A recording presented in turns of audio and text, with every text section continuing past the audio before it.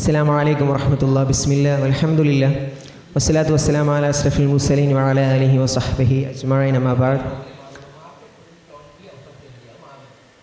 I feel extremely honored to welcome all of you to this wonderful, fantabulous session. Today we have with us our special guest, Syed Iqbal Hasnain. Actually, he doesn't need an introduction. You know him very well, but only some attributes.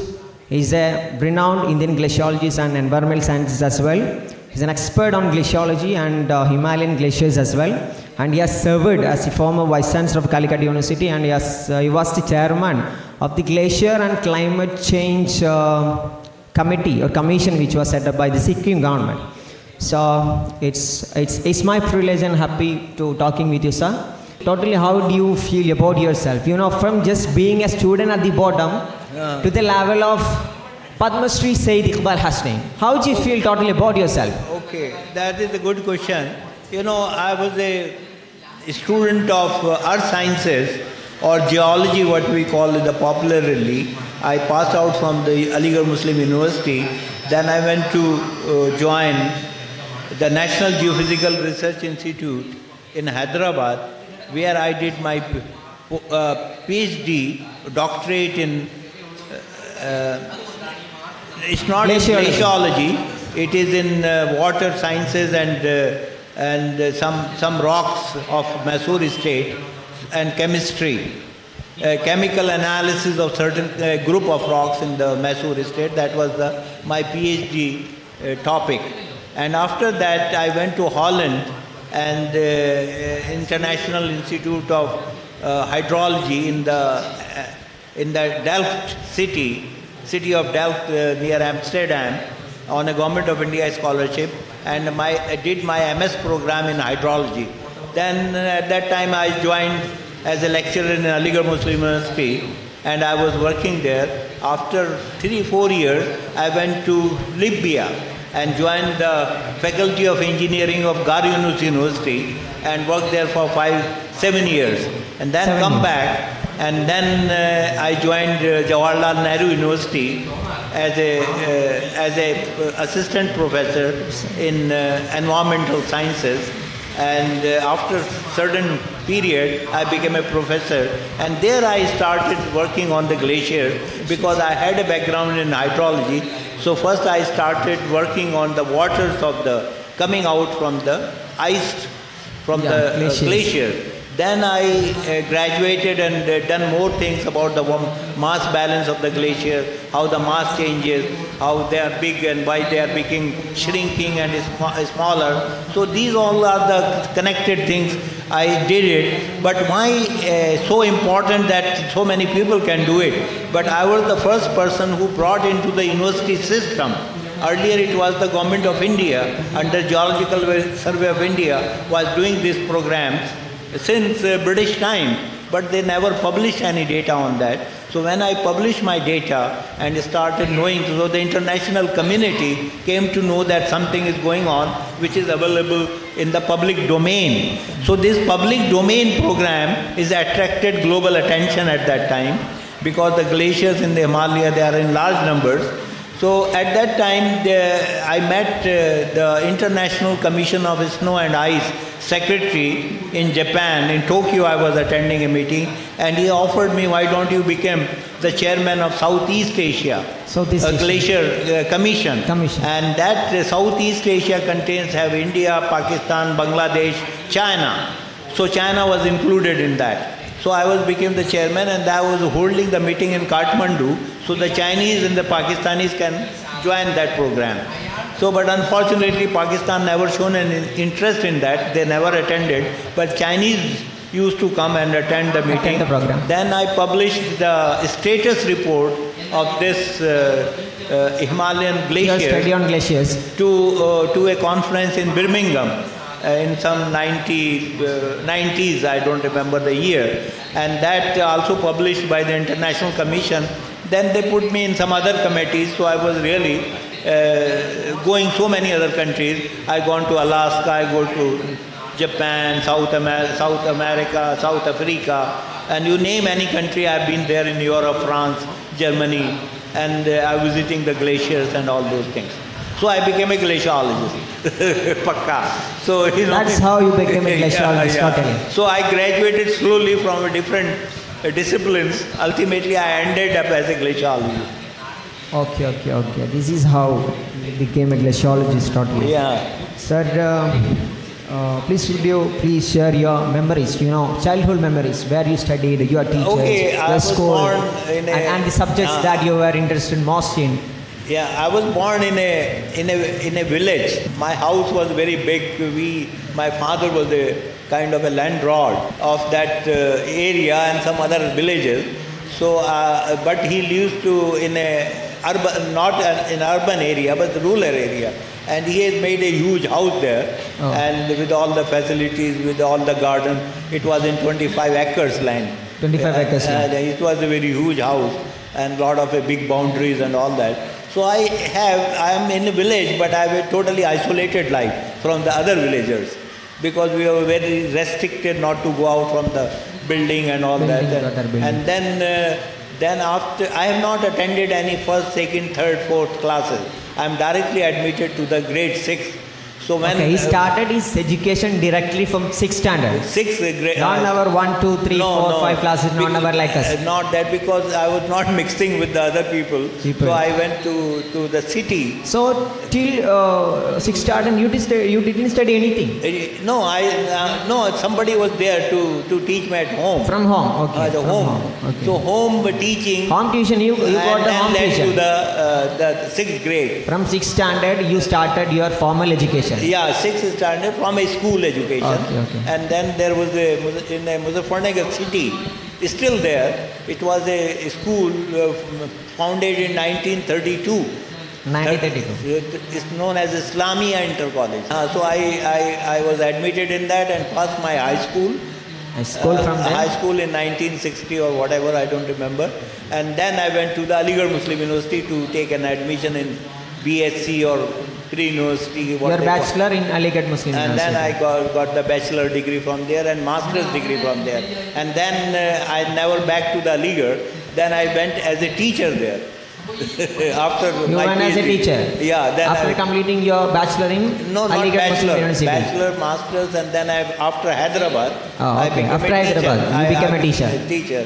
Okay. And there I lived for 2-3 years, then went to Libya. And since then I'm out. Okay. Was there any teacher who got stuck in your life? Someone who didn't just teach you the lessons, but also made an influence on the way that you think about the world, the perception and the perspective. The teacher who got stuck in your life. I have a couple of regrets. My father was a very visionary, and he asked me to study geology. He wanted to become a oil geologist. Oil geologist. Because oil is coming up and so many people are in the 60s, 70s. And that is my mistake or regret, why I have not pursued that career. Ultimately, I have shifted to the water and some other thing. So that is one my big regret. And I don't know, I have no explanation why I have not done that. Though my father insisted on that and didn't follow that. And another my mistake, when I passed MSc, so everybody was going to America to do the PhD program, and I had an opportunity, but I did not go. So these are the two regrets. Though in America I went outside afterwards, but at that time, after passing my MSc, I have not gone. So these are the two regrets I still carry with me. You have very good reputation. You are a Padma Shri. You are a great professor. Everything you have, but still you are regretting about those things. Why? No, because I think that I would done a better there, but the God had something else to do and brought me to Calicut, the unique geography and the people. So I would have not met the Mapila people if I had gone there. So maybe the God wanted me to be here. Everything is for better. We can't think like that. God wanted me to be here. Okay. After completing your +2, I'm really curious to know that why did you take geology as your bachelor? A lot of people, if you analyze that, a lot of people, 10 to 20 lakhs people are following and going for medical sciences, engineering and civil services especially. But why did you take geology? You know, that's what I explained. My father wanted. Wanted to do to do geology. He asked those who has gone to take my admission process. He told them that you put him in geology. But he had a vision in mind, which unfortunately I could not follow. Okay. So that is why my regret is there. Okay. How did your time at Aligarh? I had a good time, because that time Aligarh was a different place. Okay. It was not so much influenced by the Sufism and the Wahhabism as it is now. And everybody has totally changed that. So there was liberal people were there. The ladies are without burqas and all that, the girls. Now every girl wears the black abaya and all kind of a thing. So the Aligarh University has totally changed in recent times. After the unleash of 1979 of this Wahhabism, which is spread there. Earlier they were more Sufi influenced. Because of the Wahhabism, it is completely changed. Changed just recently. Their clothes, their lifestyle and their thinking. Everything is changed. For the others and things like that. They totally changed. Okay. So that was the change which I have seen. At that time there was nothing like that. There was music, there was qawwalis, there was the birthday of Prophet Muhammad. Now they don't celebrate the birthday. But in this time we cannot see that kind of things. Earlier there was a holiday and there was an official program on the Siratul Nabi. Now they don't do it. Now they don't do it because of the influence of the Wahhabism. Wahhabism, yeah. Okay. Please could you please share the major positives that you have seen, and witnessed about Aligarh Muslim University as well as Hyderabad University. Aligarh University was founded by the donors, by Syed Iqbal Hasnain, as an Oriental College. In 1907 or 1907, something like that. Okay, it doesn't matter. And then before he died, so this university became the government of India, even in the British time, they made it a university, central university.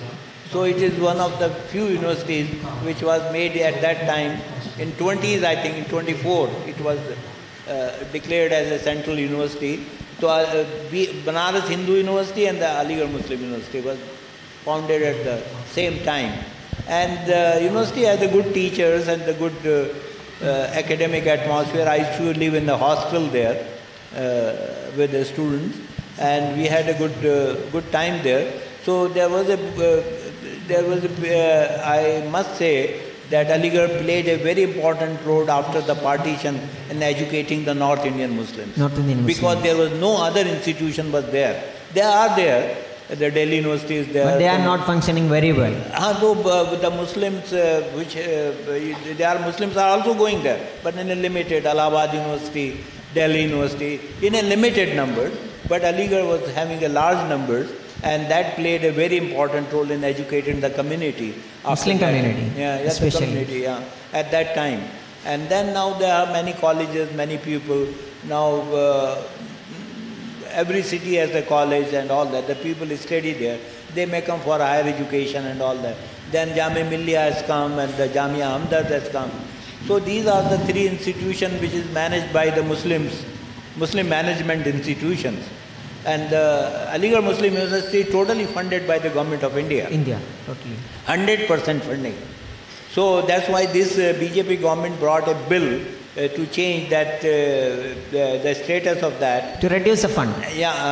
Because they say they are 100%, but the case gone to the Supreme Court, and Supreme Court has verdicted that it is established by the minorities, Muslim minority, and should remain like that.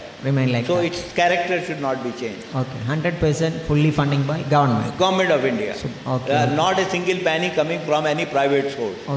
So that is the institution, but the Supreme Court has already given in their verdict it should be maintained like that. So nothing can be happened. It will continue to work as a minority institution. With a certain 50% admissions and all that. you know. Okay. Because if you are a minority institution, you can take the community as an admissions and all that. So that advantage was there. Okay. And talk about your teaching career, teaching. I was teaching. A transition from being a researcher into teacher. You are JNU, seeing a lot of people around. JNU, when I joined JNU as a teacher. As an associate professor, then I became a professor there. So every faculty has to teach. So then I introduced glaciology as a subject there. Okay. I've read that you've introduced glaciology as a discipline in JNU. Yeah, I brought the discipline. Correct? Yeah, is that it correct? And still there was any challenge, behind taking glaciology as a discipline in the JNU University? No challenge. I was getting a lot of funding from the Government. Department of Science and Technology. So I run the projects, and then when I became the chairman of the South Asia glacier program, then I brought the training program for the people here, and at that time the Vajpayee government was there, and they funded me a lot of money for taking us. Before I joined here as a Vice Chancellor, in 2001, I did the training program on the Himalayan glaciers, which cost a lot of money also, more than 15 lakhs. So at that time, so they gave me the money, and we did it. We brought people, teachers from Europe, America, and all those things. Different parts of the countries. And they explained in the field how to measure and how to do from Bangladesh, not from Bangladesh, from Nepal and China, and other people were there, and and Indians, of course. So they gave a training program. So that was my last interaction, and in the same October, I joined here as a Vice Chancellor. So I got busy here. Okay. We can start from the position of Vice Chancellor of Calicut University. Yeah. In 2002, you were selected as Vice Chancellor of Calicut University. Actually, it's a university that has more than 50 plus colleges. Yeah. It is affiliated with. At that time. And 3 lakhs more than people are studying there. Yeah. And what was your main ambitious project that you wanted to do when you were selected as Vice Chancellor of Calicut University, and what was the biggest challenge that you faced when you became the Vice Chancellor of Calicut University? The biggest challenge was the parties, the association which affiliated to different political parties. The political intervention. One association was LDF, one is UDF, and another one is the IUML. Separate one. So they used to agitate for everything. So that was the big challenge for me to convince them, what is I have done it is in your interest. So one interesting thing I want to share, then when I went to the examination system, everything is done on registers by hand. So there was a big register, they are putting up the numbers of the colleges, and then they're tabulating it, making the results, and take a lot of time. Definitely. Lagging. Yeah, so then I say, at that time the computers were there, I say, why don't I introduce the computers in it? So then there was a big agitation by LDF. He said that you are taking away our job. If you bring the computers, these people will not have a job. I said that more jobs will be created. They will continue, but more jobs will be created to run the computers. So I had a network of 30 computers I put up there first time in the examination system, and then trained them, the staff, that you put up all your data coming from the colleges by the student, we give them unique number to the student, and then you trace it back, what is that, and he has done or he has failed, whatever he has done. From that particular college, there are so many colleges, and then it became a good one. And when I left the Calicut University, the Kerala government gave an award for computerization of the examination system. Wow. And at that time, I was hounded by the leftists. And then this is one big thing, and so many things. I made changes in the building. Building was leaking and everything, so I say, all repair them. Vice Chancellor's house in a very bad shape. Office was in a old type.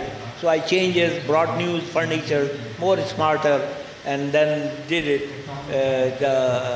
In the examination system, I was very available to the people, and those in the community, they used to approach me that you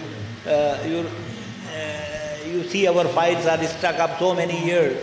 So another big thing happened at that time when I joined. So MES wanted this medical college. So their file was not cleared by the university. Because at that time... File was not cleared. Yeah, at that time there was no medical university. These all medical colleges were affiliated to the Calicut University. So Mr. Ghafoor came to me and then I say, what is your problem? And I declared, I cleared their files within no time. Then so many cases were there. So, it's very interesting thing, Mr. Professor 𝗚𝗚𝗏𝗏 Narayanan the historian. Met me at that time. The story is very interesting. And the earlier Vice Chancellor was Mr. Kurup, his colleague. Yes, I know. And he stopped his pension. I don't know why, because his own jealousy and all that. So his pension was not released by the university. Was not released? Because by the university. By the university. Before I came, he was retired. He was retired. But his pension was not released. Was not given. Was not given, and they put up some objection on he has not cleared this, he is not cleared. Then he met me and then I called his file. You've made a solution. And at that moment I signed, now it's cleared, you get pension. Okay. So since then he became my friend. And then the history of friendship in between you and him. Then I went last time, came to his house to pay him when he was ill. Okay. That photo has come. Okay. So I cleared it, not only pension, I put him in our committees. Because he is a well-known historian, then I requested him to publish the book on Calicut, the City of Truth, so ordinary people can get it and know what is the history of Calicut. And we put up at 50 rupees very cheaply. We sold it by the university. Okay. Was there now after 10 years, this book again published by Matrabhumi. Okay. Yeah. So I request all of you students, you read that book of 𝗚𝗚𝗏𝗏 Narayanan on the Calicut City of Truth. It's about Manchira and all those, how the Manchira area developed and all that. Okay. Yeah. Was there any special and ambitious project? When you have heard the news that, I am selected as the Vice Chancellor of the University, I have to do this. In your mind, was there any ambitious project? This is what I have to do after becoming the VC of Calicut University. In that way, was there any like that? No, at that time what happened when I joined the university was in a bad physical shape. All buildings were leaking. So my first job is that no building should leak and everything there has should to be be good furniture. So that was my job and make it a interesting place. So another good thing I've done it, I think when Bashir was the education minister, 𝗘𝗴𝗴𝗶𝗵 Bashir was the UDF government was there. And I made a student hub.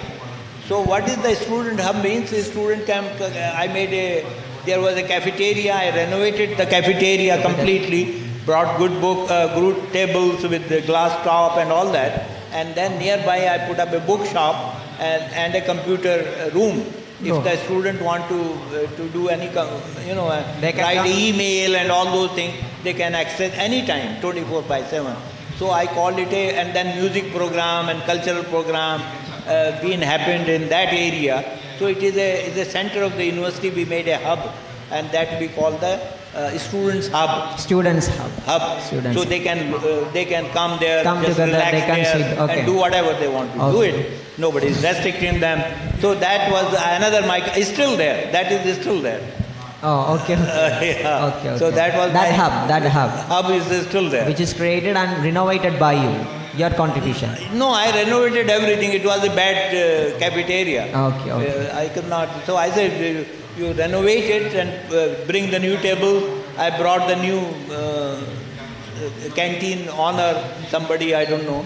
I say you made good tea, coffee and all that. Oh. And definitely. Yeah. And during your tenure. And then I also renovated the library. I air conditioned the library. There was no air conditioning. I say, how the people can sit here. But you brought AC in library. That university library. Library, okay. So it was known as the Muhammad, what is that? Koya Library. Koya Library. What is his full name? I don't remember. Okay. The first education minister of Kerala. Oh. So I renovated it and made it more pleasant place, change the furniture. Similarly, I renovated the convention center. Convention center has no AC, so I put a lot of ACs and put up all the former Vice Chancellors' pictures as a painters.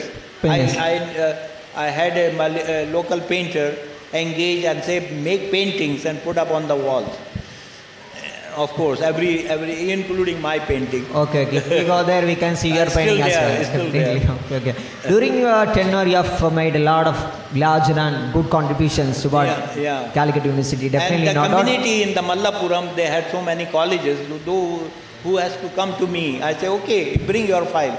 Because the file has go through different deputy registrar and all that. So I used to call the concerned deputy registrar, come with the file, show me where is the problem. Okay, sir, no, there is no problem and all that. I'm like, I'll sign it. Issue a order. Okay. You have made larger contributions, especially in the areas of academics, academics and research. How was that transition? No. Just listen to me. Not only academics, infrastructure. Okay. Academic infrastructure is this, not only the building, the books, the chairs, the computers and everything. In the case of infrastructure. Yeah, that comes under the infrastructure. Okay. How was your transition from a researcher to the VC of a big university? Yeah, I enjoyed it. I enjoyed my working because it is a challenge. I like challenges. So if I have to climb a mountain, it's a challenge. So I climb it. So similar, this was a challenge. I did it. Okay. So it's my good. I enjoyed it, and after that I went to America and joined one think tank. It's known as Stimson Center. And 4 years I was working on a project, of American project on the shared water resources. Now they are stopped that, the water going to the Pakistan. So that conflict area is there. So I worked on that. And 4 years? Yeah, 4 years. 4 years. And then I was there another 2 years, coming, going and all that. Then I decided to come back. Okay, give me 3 elements that can elevate the status of a university in a great manner. 3 elements.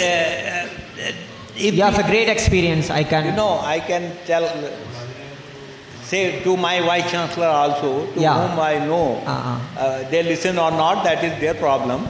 I say that always appoint good teachers. You have to have a good teacher. No favoritism for the teacher, because that will kill the entire community of the student. Definitely. So I may have some my friends suggesting to me, or some my relatives suggesting to me some X or Y. So I will not accept that until if he and she is good, I will take it. So that is my principle. Good teacher, good faculty makes a good university. A good university. That is the basic element. Not element, they are the important stakeholder of the university. Okay. There are 2 stakeholders. One is the student community is the stakeholder, another is the teacher. And we are, as a Vice Chancellor, we are the supporting staff to help them, to create them good atmosphere, good facilities, so they can work good in the peace of mind, so they can teach better, they can do research better, and the student will be happy. So I consider for every teacher who are the 2 important part of the university, one is the students and another is the teacher. And entire registrar, Vice Chancellor are the supporting staff. Supporting system. To make them happy. Yeah. First preference has to be given to teacher. Teacher should not be appointed. Say some teachers come here. Okay, he's from Mallapuram or Calicut, he's from X community or Y community. I don't consider that. If he has done good good research, good teaching, then I will appoint him. Okay. Because otherwise the generation will be spoiled. Okay. And I appreciate here that many of the Muslim management colleges, they don't do that, only the Muslims should be there. They put all Hindus there if they are good. In their colleges? Yeah. So that is a good thing. Good thing. Because they don't go about the community. Not based on religion. They don't based on religion, on the quality based on of the academic capacity and competence. Yeah, same thing is in JDT Islam, they are doing very well. And they don't consider, earlier when the C.P. Kunji Muhammad was there, they don't consider that he is from Mallapuram or Muslim or all. If he is good, they will appoint him. Okay, okay. Any other elements? These are the two most important elements. Okay, okay. And you have a good infrastructure, buildings and all that. You have proper computers, proper books. If you don't have books, you have not a chair, then how the people? If you have a girls' student, you don't have a separate bathroom. Many institutions I saw that they don't have a separate bathroom for the girls. Okay. You know, these are the smaller things but important things. Very important, very important. Very important thing. Okay, okay. If you don't mind, I will ask a question, if you don't mind.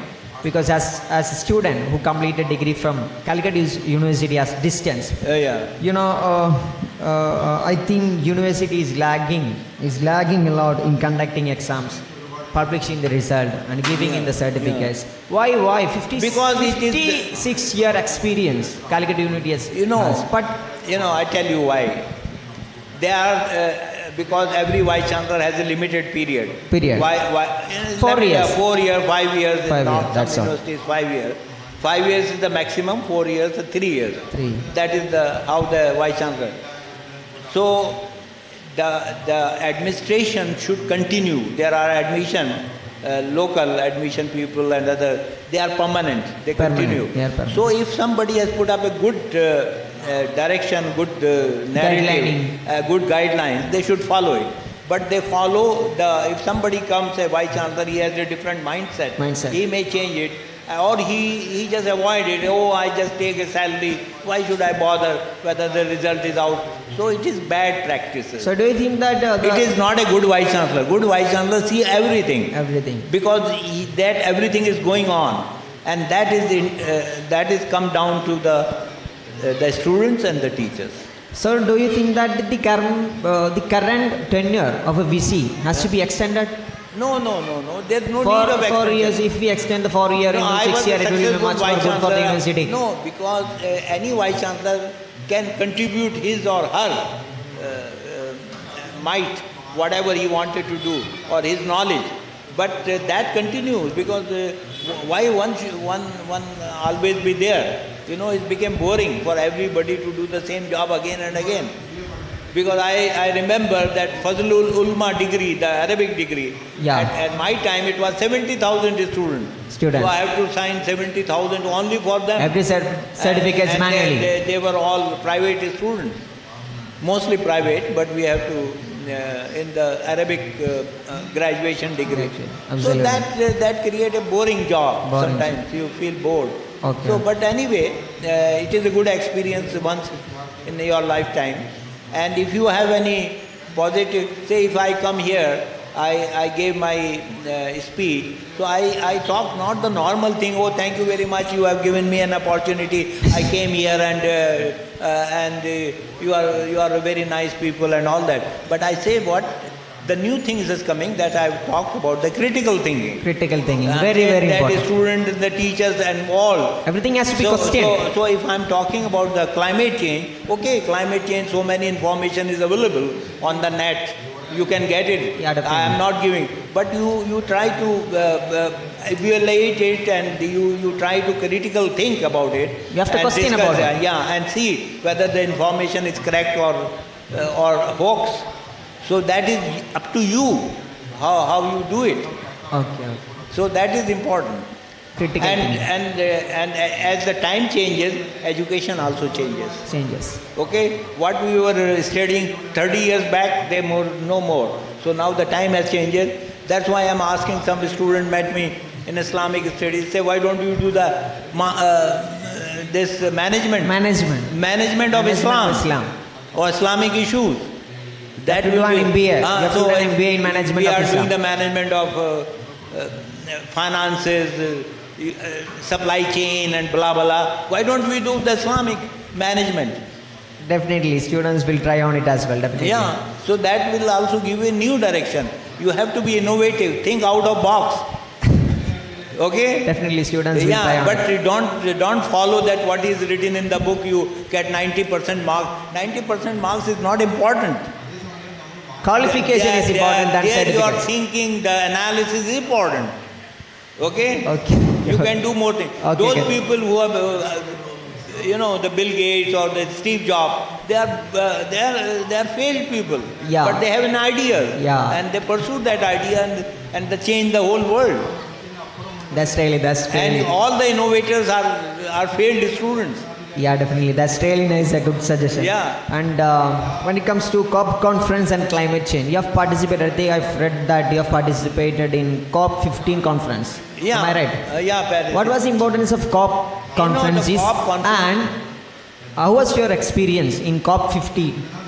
No, conference? all the COP, I attended 2009 also, and 2000, every year they held, but not every time I went there.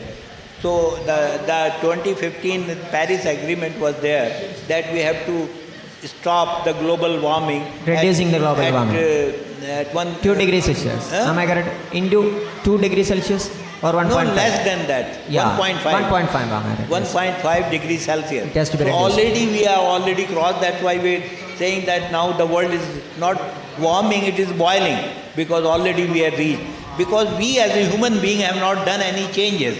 We are using more cars, we are using coal-fired power plants for our electricity, because India and China has the largest number of coal-fired power plants. Yeah. We don't have any nuclear energy, we don't have very little hydroelectric. So most of the energy which is coming, that's how your bulb is there. So because of the coal-fired, and coal gives the maximum it releases maximum carbon dioxide. Yeah. So carbon dioxide releases more in India has gone to 85%. Yeah. So what will happen? So and same in China. Will be melted. Change in China. So everybody is talking but not doing anything. But not doing anything. Not doing anything. Nothing. Anything. Every single year. And they speak lies that we have done this. We have put up the few houses will have solar panels and all that. That will not solve every the problem. single year. Just only the meeting. Countries comes together and meeting, but only the execution is not proper way. Yeah. So everybody is talking and having a good words for these things, but practically they are not doing. Practically they are not doing. Okay. You are during COP 15. Yeah. What was your main area? The project that you wanted to do. And No, every COP countries. has a basic agenda. There are two types of things. One is there the government agendas, because the government is sponsored. If you are not in a government delegation, you are out. You are in the NGOs and in the activist format, and in different parallel seminars and discussion takes place. So I was there in a glacier. I presented a glacier project on the Himalaya, that how much glaciers are, to aware the community is affected, and these major rivers will be affected after some time. So all these things are, Okay. Do you have any ambitious project that is still not shared with anyone or not executed with the problem of funding? No, I don't have personal project. Anything personal. In your mind? No, I don't have anything in mind. My motto of life, which that I can end my interview, is that you respect humility and do something for the others. You have to live for others. No, not live, work and do something for others. Okay? You help others. That is the thing that you are doing. And you respect humility. So these are the two mottos of life which make me happy. I've got two very important from you. Very important words, taglines. One is that critical thinking. Another one is humility. Yeah, I like you always respect humility. Because you don't downgrade it. If somebody is humble, humility. Be humble, be simple. Yeah, you respect it. Okay? And then try to do something for the poor people, needy people, marginalized people, or the people who don't know anything, to help them, to help the others. Say, for example, I give you a good example. I had a renovation of my bathroom in Delhi. So the plumber came. The plumber was doing. There was a young boy of your age or less than age. He was working with him, and he was taking what he's breaking, as a laborer. His laborer is working. And then I asked him, who is he? your laborer. I was not knowing he's his son. He said, my son is there. So हमने कहा, why you put him in that? Because today I didn't get the normal laborers, so I brought him. And then I asked him what he is doing. He said that he passed out the 12th. 12. So what is his plan? Okay, he want to do engineering. So हमने कहा, why don't you put up in Jamia Hamdard? Yeah. So Jamia Hamdard, being a private university, they have a little higher tuition fee. He says, sir, I cannot pay the tuition fee. हमने कहा, okay, you take admission, then myself, first year, myself and Hamdard honor put him his salary. So he gave 30,000, I paid 30,000, we put him his salary. And then from the Hamdard Foundation, I asked my, the people, can you pay him? So every year, now this year he is graduating and we paid all his fees from the Hamdard Foundation. He became an engineer. Yeah, and he is a first class engineer in computer engineering he became. Oh, you are so this is the helping the others. This is how we have to show the humility towards people. Yes, but he is competent. I am not putting up, backing any character or any student who is not competent. But I saw the humility in him. Okay, he is doing all that kind of a laborer job for his father, and then he is an intelligent boy, and he could complete the computer engineering at BA level from Jamia Hamdard, and we all 4 years we paid his money. You understood, from the Hamdard Foundation. You understood his skill and supported him. Yeah, supported. Then he became an engineer. Yeah. So another thing which I forgot before, in Jamia Hamdard when I was I'm their executive committee member also, and I'm their advisor also. So I put up in Muradabad a course for 1 year and certificate courses. So we are the poor community people, whether they are Muslim or Hindu, can come and join the course in food sciences, computers and all that. 1 year course. 1 year course. So they can do jobs and all that. So, but my experiment was not successful because the UP mentality of the student is there. They want to do graduation. Because I don't understand what I told them many times, after graduation you won't get anything. But after this they are getting job. Lulu also taking them in food processing and all that. Lulu also, I talked to the Lulu people, they have taken them in the jobs. So, but some people have a mindset and their background, community background. So they were the rulers, so they want to be rulers. But everybody cannot be a ruler. Yeah. Okay. Is it true that IPCC report 2007 said Himalayan glaciers will vanish by 2035? Yeah. If the global warming continues at current pace. I tell you, this was a report wrongly published by... In your name? It attributed to me. Yeah. But it was... it was wrong. The writer, I don't know which is the Nature or some British magazine, he was a little more active in showing the scare to the people, and he said by 2035 they will be, melt out. But this is not true. I have explained to that. I say that they are melting, not 35, but 35 is still far off. Another 10 years. We are in 25. Okay. So 35, they will of course melt it out. Now it is true. Okay. Just we can talk about little bit about your writing. How did you come into writing? Writing? Writing books like that. Okay, this is it's not very common that a scientist is coming into writing of the social commentary. But you have done a lot of social sciences by writing books and like that. The basic things is that when I was traveling with the glacier-related work globally, I saw the changes in the Muslim community. And that I tried to go into the background and connected the dots, and that I have written that fault lines in the faith, how the events of 1979 shaped the Islamic world. And my book is appreciated by all scholars, experts, and nobody has objected on whatever I've written. Because it is the narrative based on certain facts. Yeah. So facts. My narrative liked people because I am not speaking. That's why they appreciate. They appreciated, and it was discussed in your program also, BKF yesterday. Okay. And in many universities, Calicut University is also discussed some time back, and many other places.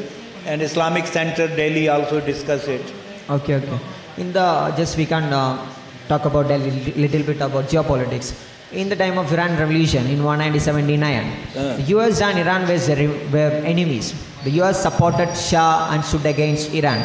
But when you analyze the current scenario of geopolitics, US and Iran come together, bilateral talks and like that.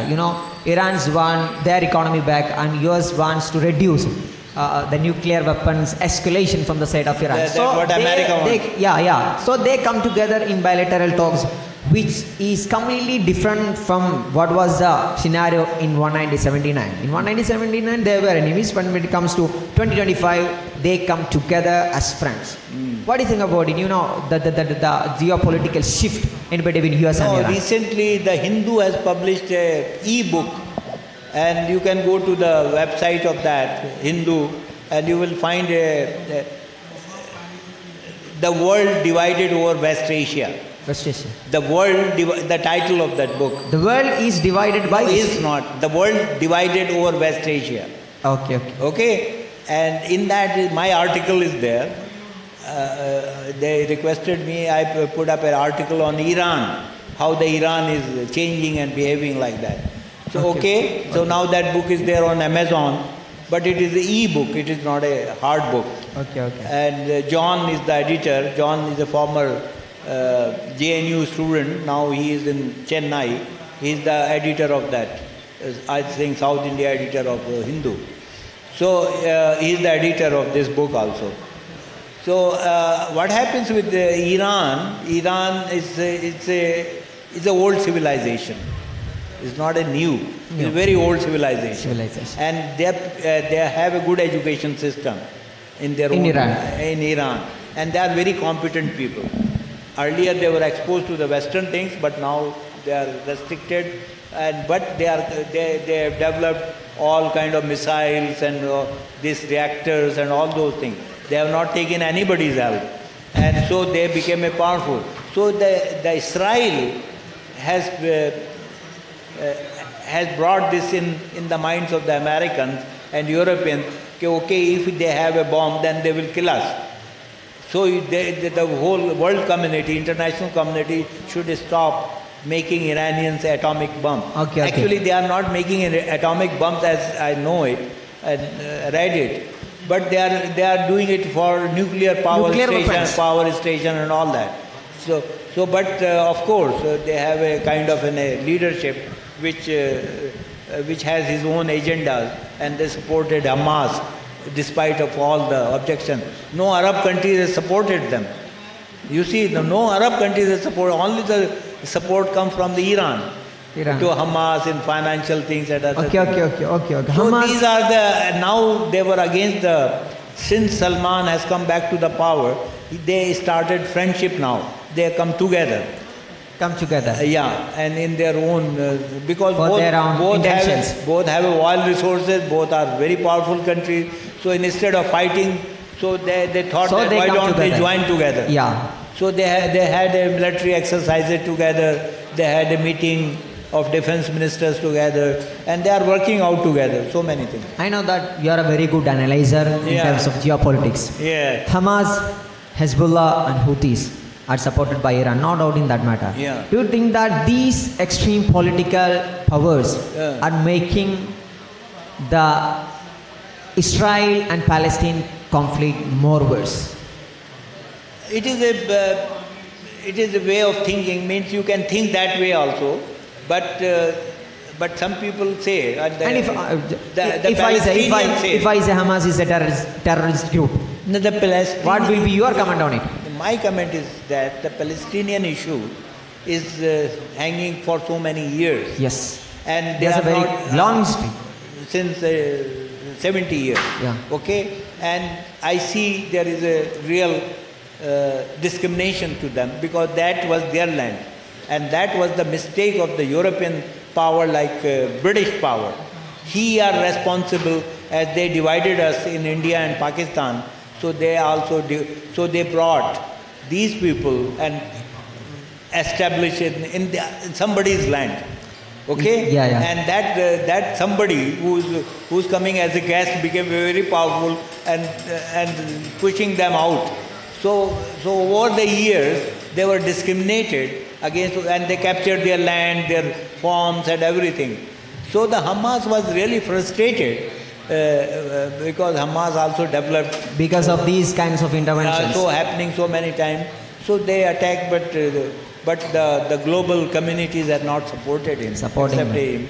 And that's why they are totally destroyed. Okay. But still, in spite of that, still they are resisting, and they have some people are still captured, underground, and still they are fighting. But they cannot fight the Israeli power. Okay, so that was still the case of Hamas. But it is the global tragedy. Global case. Human tragedy. I see the small kids and not eating food. They are bombed here, they are bombed here. Those who are surviving, they have no food. Most of the people are killed. Now they are not 1 million people. There may be half of them are killed. Okay, I think, sir, time is very limited and we have to go and reach at Mahur as well. At Thank you Calicut very much, University. and I appreciate. And what will be your final message to all of the students? My final message is that it is a wonderful program, and it should be more expanded next year, brought more teachers from the other colleges and the students, and make it a big program in Calicut. So the initiative is good, and your organization is good, and it makes me happy.